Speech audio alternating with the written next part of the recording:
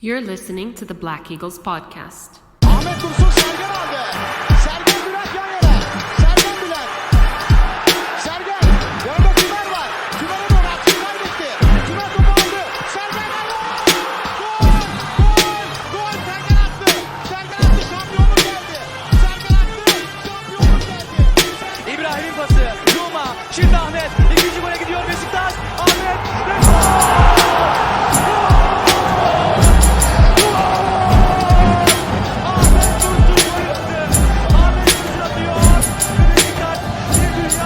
Welcome back, everybody. Episode 166 of the Beşiktaş International Black Eagles podcast. Sort of garbled that, but you guys know what I'm saying. So yes, we're back. Sorry, a little late. I keep doing these things like a couple days late to give a little space between episodes. And so it's a kind of weird push and pull game that we're playing here. I'm rolling solo. Your host Sinan live from New York City. Chilly spring. We've lost that warm weather here in the city of New York. But similarly, I suppose you could say, we've sort of lost the spring in our step in the Beşiktaş world of late. So, obviously, going into this match against Sivas, we were hoping for, a bit of a recovery, perhaps you could say. I mean, it's weird. We haven't really even, faltered in the sense of, really a collapse, you know? It's just not quite being up to standard, really. But, nonetheless, we were hoping for a bounce back against Sivas. Hopefully we'll get back to kind of coming in right after matches with this next one, although perhaps we'll do it a day or so later so we can wait for results to come in elsewhere. But let's talk Sivas. I'll try to keep this one brief.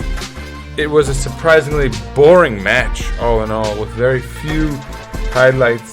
And so, as such, I'll try to keep this thing as short as possible. Let's see if I can do the shortest Black Eagles podcast of all time. That would be ideal for all of us, perhaps, so that we can all just be focused on this upcoming match on Saturday. That'll be a huge one. But so, obviously going into this match, so we had previously dropped points against Ankaragücü. And additionally, Göztepe had lost 1-3 against Galatasaray. And IBB, the old school IBB, or these days I suppose we're supposed to call them Başakşehir, lost 1-2 against Fenerbahçe. Our rivals behind us, all getting some points on us, putting a little scare in us, so to speak. And so, right out of the gates here, and we'll talk lineup first, of course. There's a lot riding on this one. Let's talk about our lineup. Not too many surprises. Ersin Destanoğlu in the goal. Domagoj Vida and Wellington on the back line. Valentin Rosier and Fabrice Nsakala being reinserted onto the left side. Joseph in the back of our midfield with Dorukhan and Atiba in front of him. So a bit of a change. Rashid Ghazal on the right side, Kyle Larin on the left. And good news, we thought, Vincent Aboubakar, it was back in the starting lineup, back up front for us. So things were looking up. And so we'll dive right into the match proceedings. But obviously, as I said, with the significance of this match very clear all around, it was also clear from the beginning of this match that there was some tentativeness, some nerves, certainly on part of Beşiktaş. We seemed very conscious of how vital any moment could be, and very weary of making mistakes. You could even say afraid of making mistakes, and you never really want to be playing like that. So it was a slow, slogging first half, really boring, not a lot of activity. 7 minutes into the game, Max Gradel for Sivas would make their intent clear, sending in a cross fairly well, though Domagoj Vida would clear it triumphantly and make it clear that we were not going to be faltering in the back. 24th minute, Atiba along in the corner of the left side somehow. He's all over the place these days. With a little classy back heel to Kyle Laren, who cuts in along the sideline, the end line, I should say, and gets a shot in. I mean, the angle's really obviously too tight, in that he's hugging the line there, and whatever. Still, some intent on our end. You like to see it, but that would be it. That would be almost it for a long time. It wouldn't be for another 20 minutes, and it would be in the 44th minute that, again, it would be Max Gradel with some nifty footwork along the left side, putting in. It could have been a cross, it could have been a shot, whatever it was. It forced Ersin into action. He would do well, clearing it far out of the box. And then our defender, I think it may have been Wellington, would get on the other end of it, clear it further out. But nonetheless, it would drop back to Sivas. Robin Yalchin, a name many will recognize, got the ball, sent it in well, again for Max Gradel, who headed it, and it was a close one, actually. It could have easily been a goal there against us. But luckily it was high and wide, and so that was it. And that would be it for the first half. 0-0, and that was it. That was all the action. Done already with the first half. Except for one vital bit of news, which is that Vincent Aboubakar would come up lame at some point late in the half, pulling up his leg, clearly still injured. It looked like that hamstring still, which would obviously be bad news. And it looked like he was legitimately hurt too, so I think most of us saw that and thought, we obviously rushed him back. He's probably going to be out for a little while, we all felt.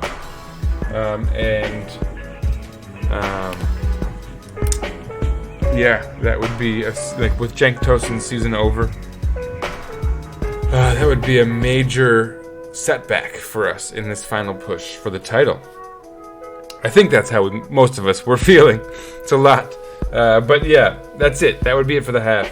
Second half, we'd come out, and obviously with a little intent. 46th minute, so right into the half. By the way, Nkudu would come in for Aboubakar. And obviously Laren going up front then. Wellington would come in from the back, take a shot from distance that would actually put, Ali Shashal Vudal on notice, if you will. Excuse me. But then 3 minutes later, Wellington would get himself a yellow card.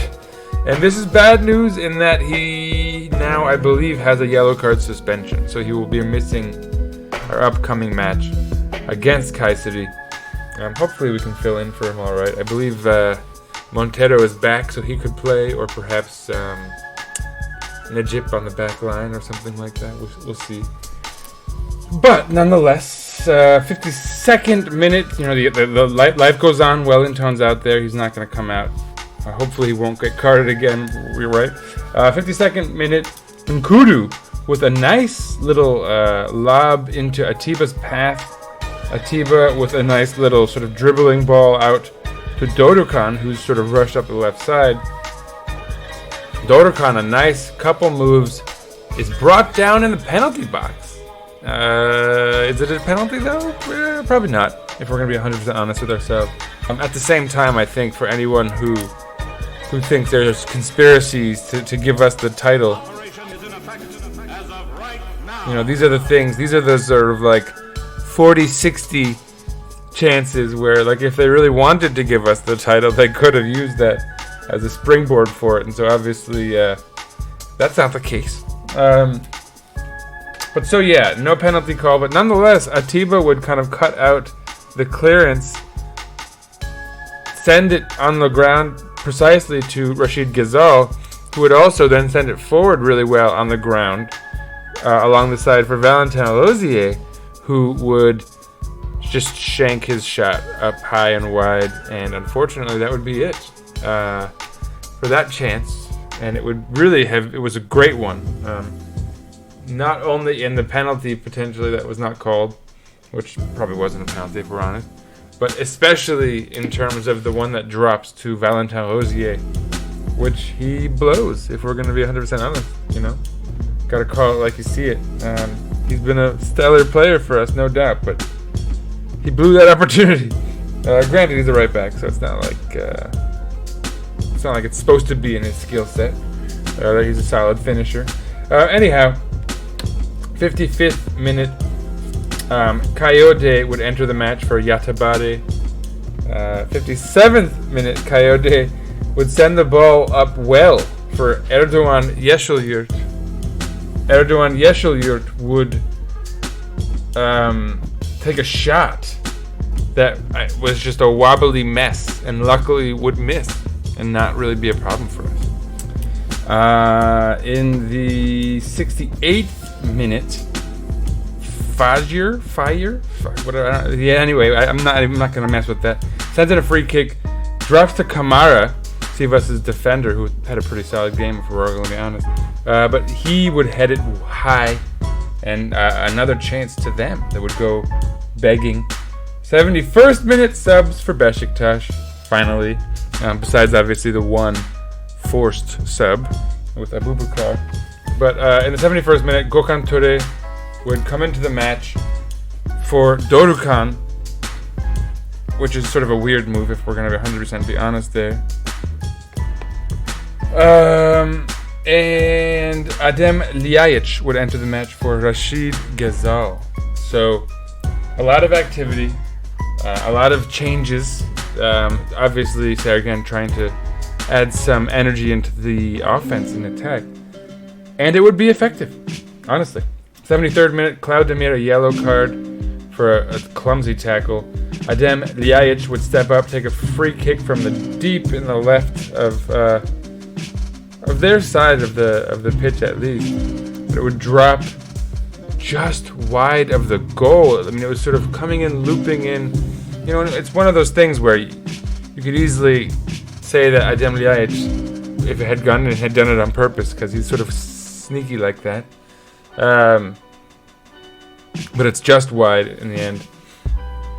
Really, like from deep, coming in from high. It was wild. Sorry, cat noises there. 74th minute, Jorge Felix would come into the match for Robin Yalcin, who would leave. 80th minute again, Adem Ljajic, this time deep from the right side, would send it in really perfectly, and it looked like it was perfectly set up for Domagoj Vida to head home, and he would just miss. Which, he's the guy who you'd almost want to be on the other end of that. So, a shame, obviously, there. 85th minute, another sub for Sivas. Aruna Kone coming in for Max Gradel, who, I mentioned a few highlights of his. He was very impactful.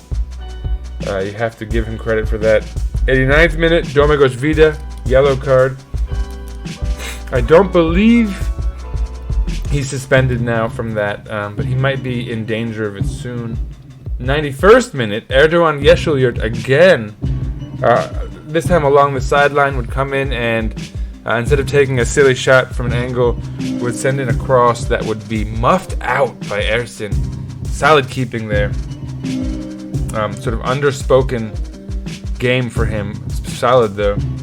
95th minute, Bernard Mensah would enter the game for Kyle Larin, which sounds crazy but makes sense in the moment. Kyle Larin was playing so poorly at that point that someone had to come in for him, and we didn't really have anyone at his position, so it is what it is, right?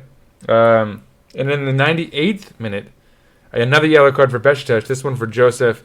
No problem. He was just suspended for his yellow card accumulation, so he's fine now. And in the 99th minute, a moment. Adem Ljajic would find Gökhan Töre really nicely, finding him kind of in motion, Gökhan Töre would then send in a cross perfectly for Domagoj Vida, who would just muff it. I mean, it came in at a weird height, perhaps, so it's a little tough for Vida, but yeah, he just absolutely muffed what was what looked to be a solid opportunity. But in the end, Gökhan Töre was offside, so wouldn't have mattered. And that was it. Final whistle blown. That was the 99th minute already, so a lot of time taken off because there was a lighting issue. But yeah, whatever it was, that was things were not to be, if you know what I mean. 0-0, a draw, just not a very great result. So let's just keep things rolling. I'll keep it light on the analysis, and I'll kind of let the stats. I'll let my analysis of the stats be my sort of analysis, if you will. Again, for the sake of brevity, we're going to try to keep this thing as short as possible. So let's start with Evran sent me his stats here. I scrambled into this thing last minute, so Evran couldn't be here with us. He'll be back. But so he sent me the advanced stuff, the XG. So Sivas had 0.6 to our 0.4. Not pretty. 7 shots each, though 4 on target for Beşiktaş to their 0. Phenomenal stuff.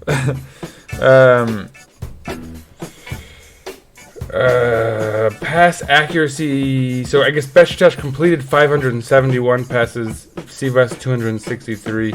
We completed at an 81% rate to their 62%. So defensively, we were actually fairly solid.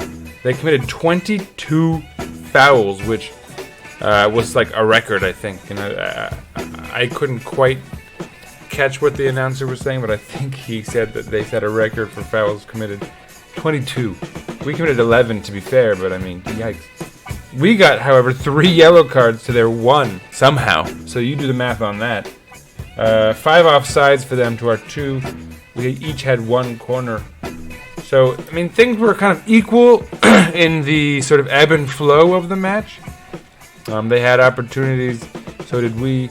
Although we had most of the ball, we had the better opportunities, if you will, kind of more shots on target. So,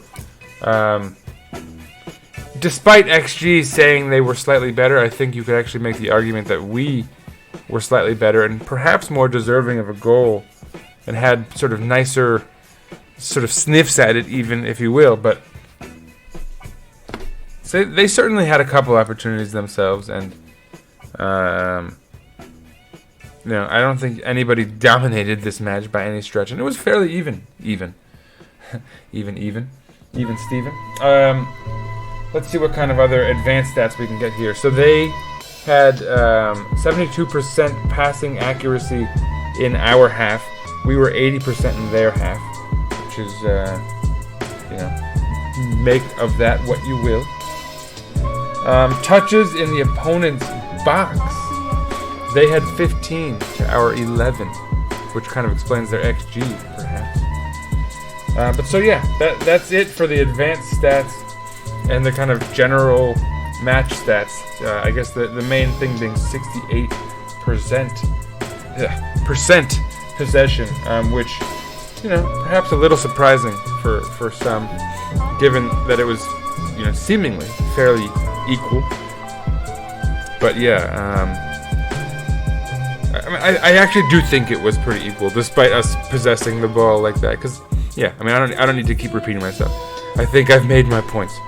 Let's talk individual statistics for the sake of talking individual statistics. Statistically, the highest rated player was Wellington, and then a number of their guys: Ahmet Oğuz, Uğur, then Domagoj Vida, then Claudemir Ali Sashal Vural, then Valentin Rosier, a pretty solid match. Joseph de Souza as well, pretty solid, and then Fabrice and Sakala doing pretty well also. And from there, then you get to the mediocre guys: Nkudu, Dorukhan, Caner, Osman Pasha for them, Ersin Destanoğlu, Erdoğan Yeşilyurt, Rashid Ghezal is in the mediocre batch. And then the sort of less than expected, you have Atiba, Adem Ljajic, Kyle Larin, and then you go into the negative zone, and you have guys who didn't play much, basically. And somehow Max Gradel, but I mean, I honestly was fairly impressed with his performance.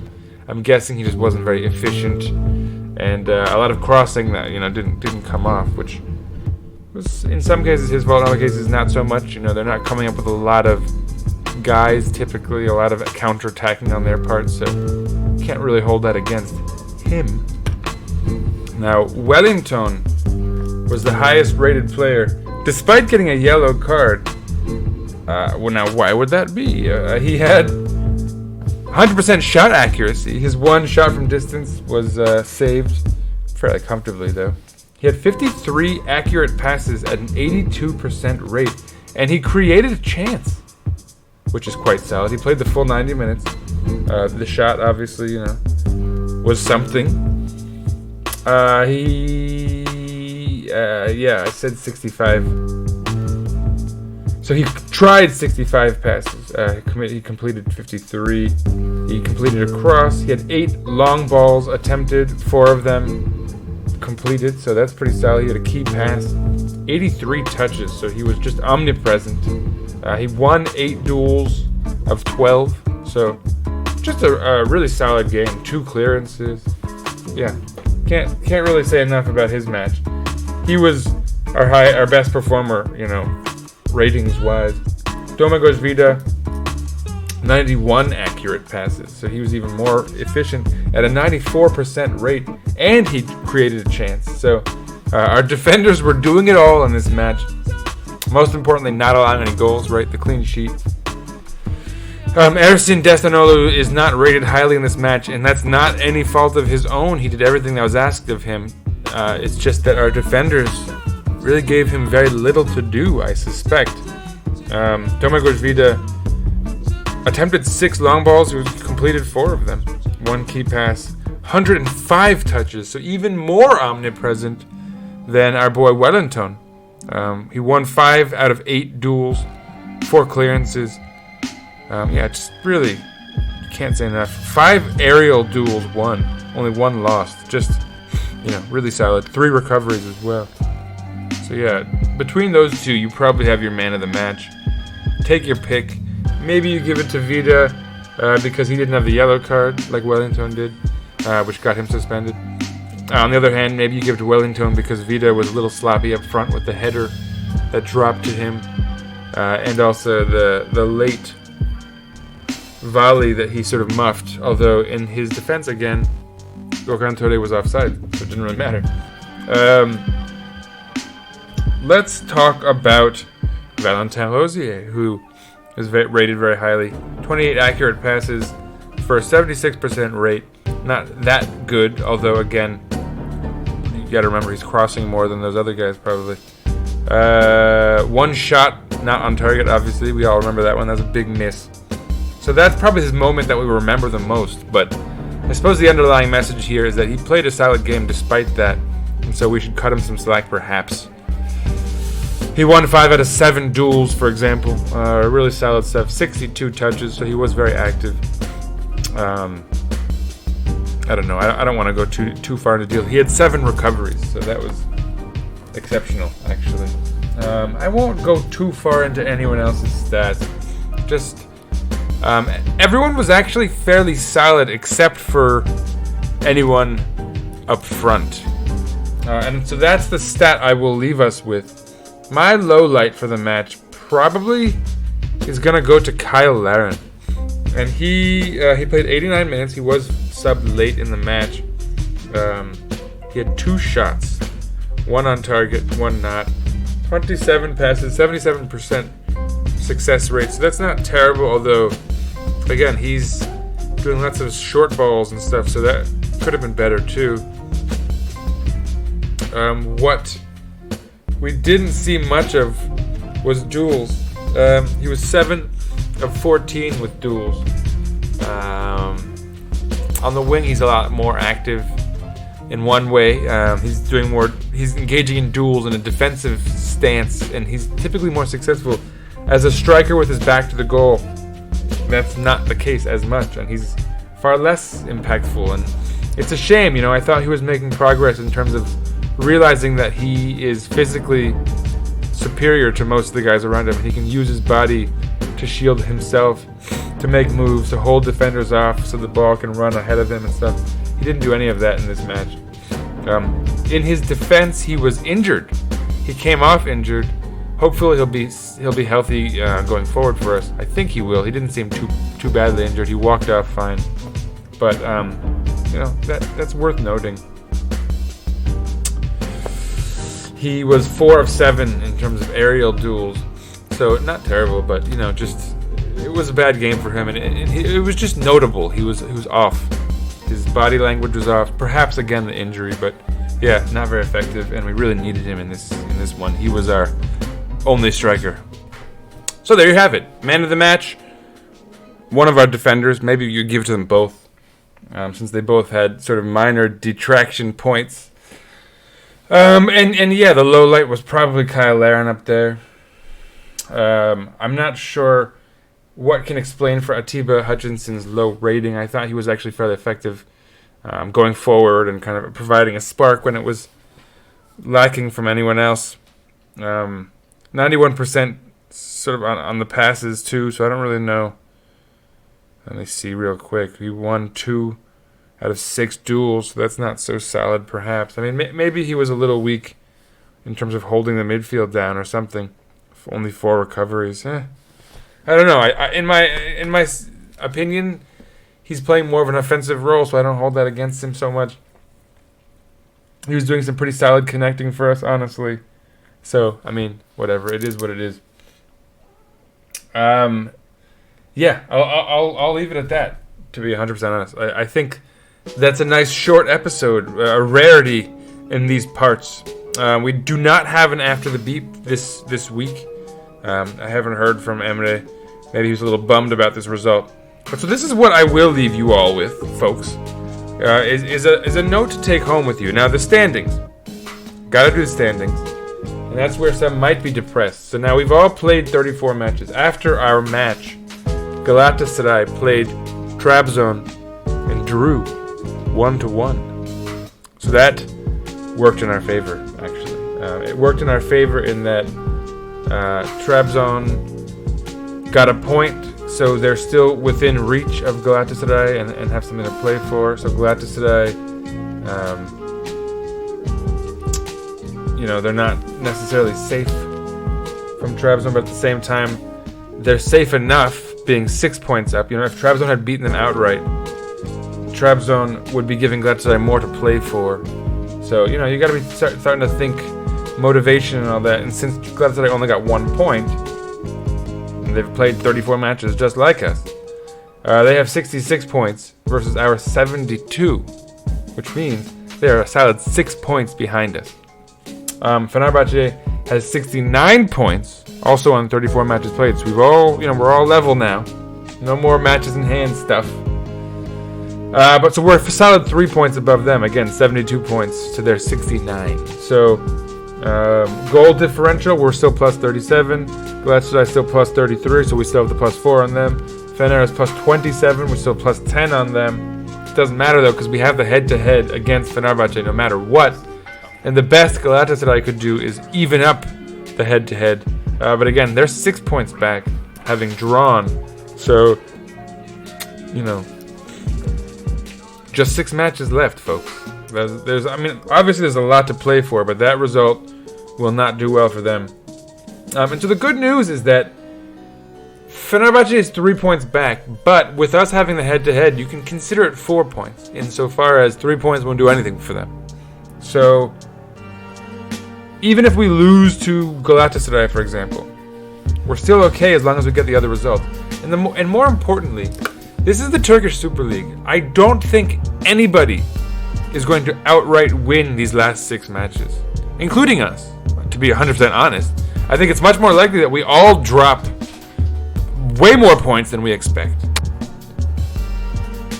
So, nobody needs to be hitting the panic button yet. It's not, obviously we hope for smoother sailing, for the wind to be carrying us through the waters. And obviously we have some other problems too. We're lacking a striker.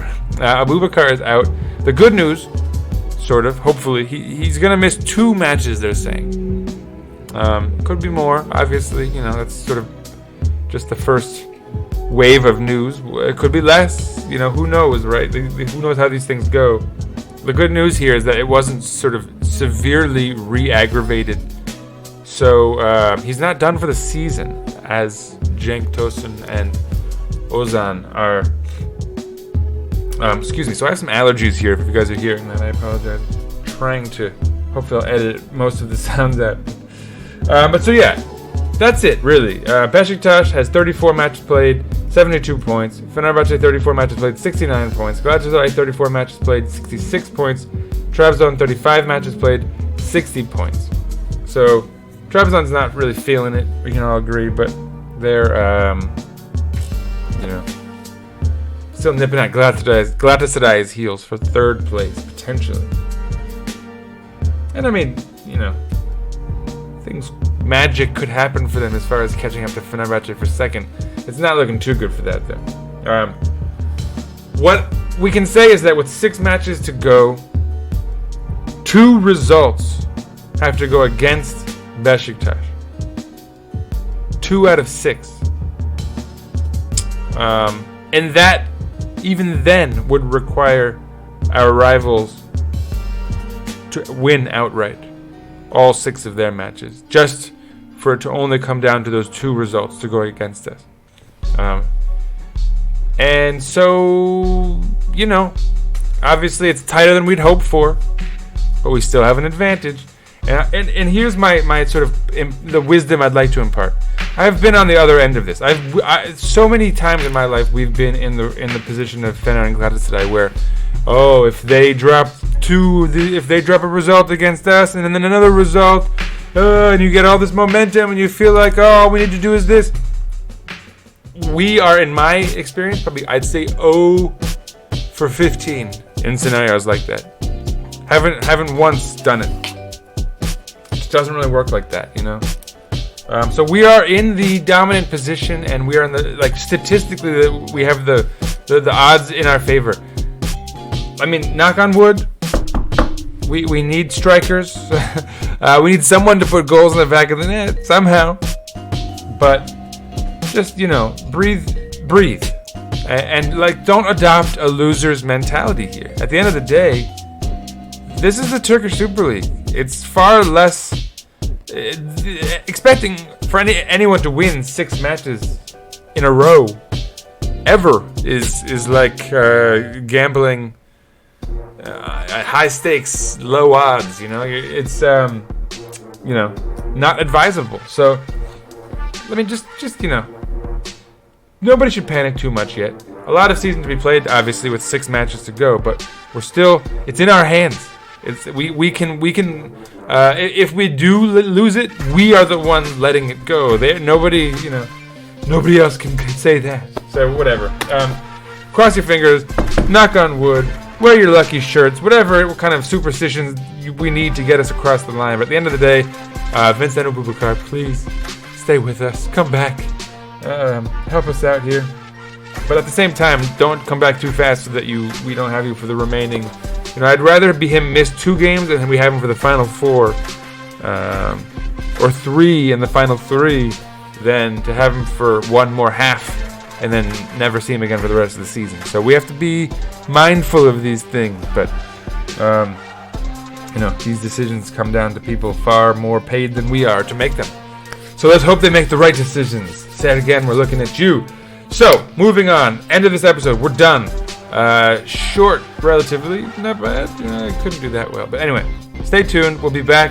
Upcoming, obviously, we have just huge matches left and right. Tomorrow, now, for us, that's Saturday, Beşiktaş will host Kayserispor. That's 1:30 p.m. here on the East Coast of the United States. Time change. Set yourself an alarm. Be careful. This is not the usual time. So yeah, that's that. The next game after that will be against Sivasspor on the road. Not a long trip, I don't think. But Wednesday, April 28th, again 1:30. So set your alarms for that one. That's a weird time as well. Don't be caught off guard by that. And then after that, again, Saturday, May 1st, we'll be hosting Hatayspor. So just all big games. But yeah, the important thing for you to know, because we'll be back before any of the other ones, Beşiktaş is hosting Kayserispor on Saturday. Right? Don't forget. April 24th, 1:30 p.m. here. Check your local listings for your local time. And yeah, we'll be back. Besides that, follow us on Twitter at Eagles_podcast. Follow myself at Sir_Rights_a lot. Follow us on Instagram, Black Eagles Podcast, one word. And of course, let's go Beşiktaş! Come on, 6 more matches, we can do this!